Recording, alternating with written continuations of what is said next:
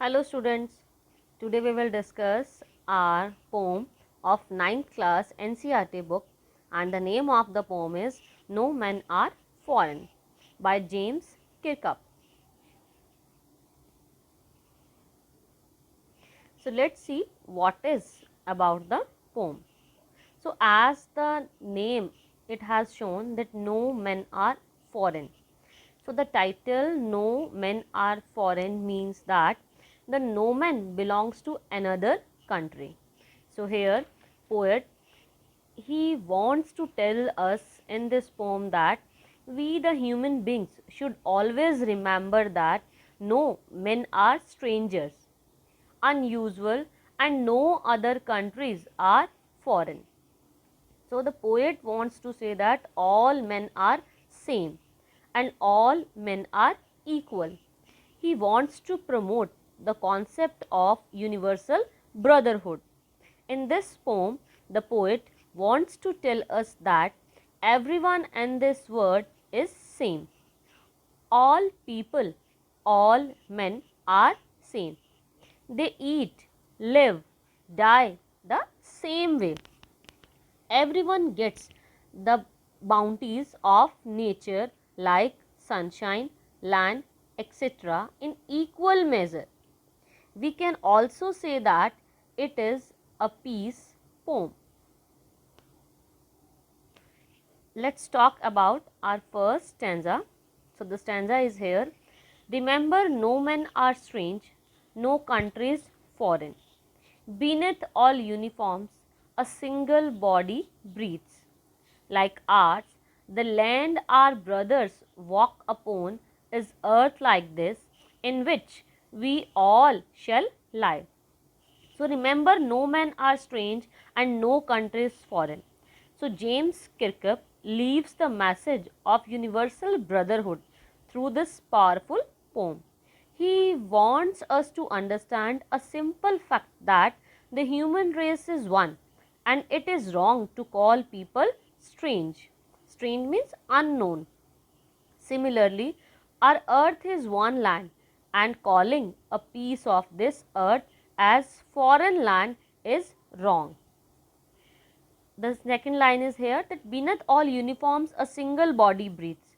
So we the humans may be wearing different kinds of clothes, or we may be having different colors of skins, but our bodies inside are quite similar.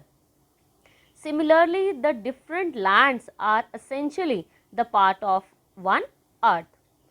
The poet calls the people on the earth as brothers who walk on the same land, and all the people of this planet will lie buried in this land after their death. So means it is same for everyone, either we are living in any country. Let us see about the second stanza. They too are aware of sun and air and water, and fed by peaceful harvest, by war's long winter starved.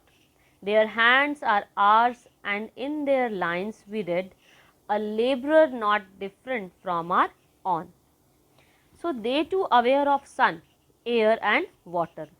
So the sun, air and water that we enjoy ourselves with is the same for other human beings too.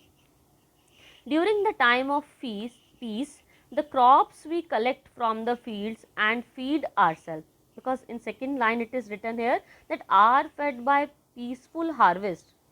So it means here that when the during the time of the peace, the crops we collect from the fields are feed ourselves on, and the other human beings also do the same. But by war's long winter starve, second line, it means that and during the long winter of wars, we all have to starve equally. Starved means hunger, died of hunger. So we all have to face it equally. Their hands are ours, and in their lines we read. So now here poet wants to say that all other human beings have got the same kinds of hand that we possess, and a labourer not different from our town. It means that during their life the hard work they do is no different from others, means they also have to do the hard work same that we do. Next stanza. Remember they have eyes like ours that wake or sleep, and strength that can be won by love. In every land is common life that all can recognize and understand. So, remember they have eyes like ours that wake. So, it means that all the people across the world have common properties.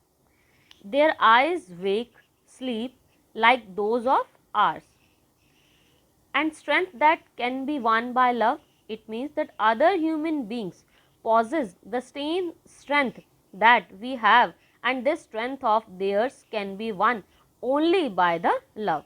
Means we can won the heart of the other people by the love only. In every land is common life. So, in every country we find the common pattern of life that we are living, and that we all can recognize and understand. Next stanza.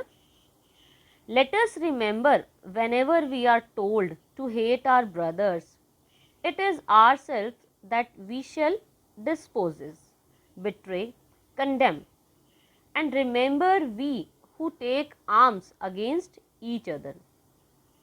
So, let us remember whenever we are told. So, here poet wants to tell us that we the human beings must remember that whenever we are told to hate our brothers, so it will be only ourselves that we shall be deprived of their love, because all men are on brothers. We are only criticizing and deceiving ourselves. Disposes means to put out the possession, and betray means cheat or hate, you can say that, and condemn means criticize. Now, the poet here wants to tell us that if we treated with our brothers like that, so it means that we are criticizing and deceiving ourselves only. And if we start hating other human beings, so it means that we are hating ourselves only. So, we should not do that. Next stanza. It is the human earth that we defile, our hells of fire and dust, outrage and innocence of air. That is everyone's are on. Remember, no man are foreign and no countries is stain. So, here poet wants to tell us that it is the human earth that we defile. So, it means that we should always remember that when we prepare ourselves to fight against each other, so we pollute. It is human that earth we are defile. Defile means pollute. So, we are preparing ourselves to fight against each other. So, it means that we pollute and make dirty our earth only. Our hells of fire and dust, outrage of innocence of air, that is everywhere are on. So, here poet wants to tell us that the destruction caused during the time of war and the dust raised forthwith pollute the air, which is everywhere are on. And remember, no men are foreign and no country strange. So, again here the poet wants to tell us that we must remember, or we must take care about the one thing, that no men are unusual and strangers and no other countries are foreign. So, it means that we should means the poet wants to convey the message that universal brotherhood, and he wants us to understand that the all humans are similar and we must involve ourselves in any hatred against each other. Let us see about the question answer of this chapter. So, let us revise that beneath all uniforms, what uniforms do you think the poet is speaking about? So, by uniforms the poet is speaking about the various kinds of dresses worn by the people in different parts of the world. Second question, how does the poet suggest that all people on earth are same? So, all people are same on this earth. It means that all the people walk on this earth. they breathe like us in the same air, they are aware of sun and water as it is essential, we all are using it. So the poet suggests that all the people on the earth are same. Next paragraph, next question. How many common features do you find in stanza 2 and pick out the words? So the common features are, it is mentioned there that we all have the same body, we all breathe the same air, we all live on this earth, we all walk on this same land, we all shall lie in this earth only. So these are the common words. Next question. How many common features can you find in stanza 2 and pick out the words?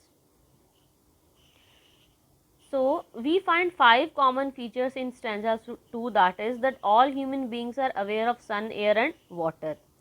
All are fed by peaceful harvest. All are starved by cold winter. All have same kind of hands and all have to labor in their life. So these are the common features. Next question, question number 4. Whenever we are told to hate our brothers, when do you think this happens and why? And who tells us? Should we do as we are told to do at such times? What does the poet say here?